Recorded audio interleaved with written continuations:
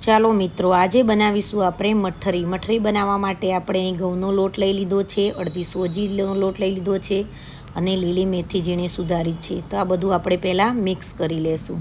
મસાલા કરશું. બે લોટમાં આપણે નાખીશું અજમો, તલ, મીઠું, હળદર, મરચું, ધાણા જીરું અને થોડીક બારીક એવી ખાંડ નાખીશું. અને પછી આપણી જે મેથી સુધારેલી ધોઈને મૂકી છે તે નાખી દઈશું. અને હવે આ બધું મિક્સ કરી લેશું. આપણે આમાં 2 મોટી ચમચી તેલ નાખી દઈશું અને 1 મોટી ચમચી ઘી નાખી દઈશું અને બરાબર મિક્સ કરી લેશું. પછી આપણે એનો લોટ બાંધી દઈશું. થોડુંક પાણી રેડીને લોટ બાંધી લેશું. તો જો લોટ આપણો બંધાઈને તૈયાર થઈ ગયો છે. હવે આપણે પહેલાં એક મોટી રોટલી વણી લઈશું.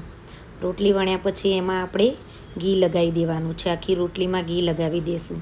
હવે આને આપણે ફોલ્ડ કરવાની છે. તો બંને બાજુથી રોટલીને ફોલ્ડ કરી લેશું અને ઘી લગાવતા જશું. હવે આપણે આને ચોરસ આકાર આપવાનો છે. તો હજુ 2 બાજુથી આપણે ફોલ્ડ કરી લેશું અને હવે થોડું કટામણ લગાવીને વણી લેશું એને.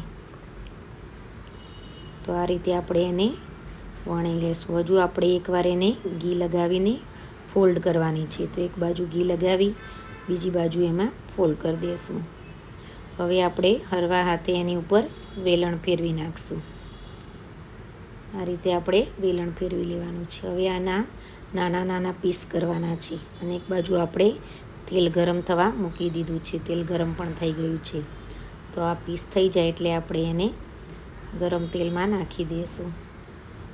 આ રીતે આપણે એક એક કરીને બધી રોટલી વણી અને એની મઠરી બનાવી લેવાની છે. તો જુઓ, મઠરી આપણી તરાઈને તૈયાર થઈ ગઈ છે. તમે પણ આ રેસીપી જરૂર અપનાવજો.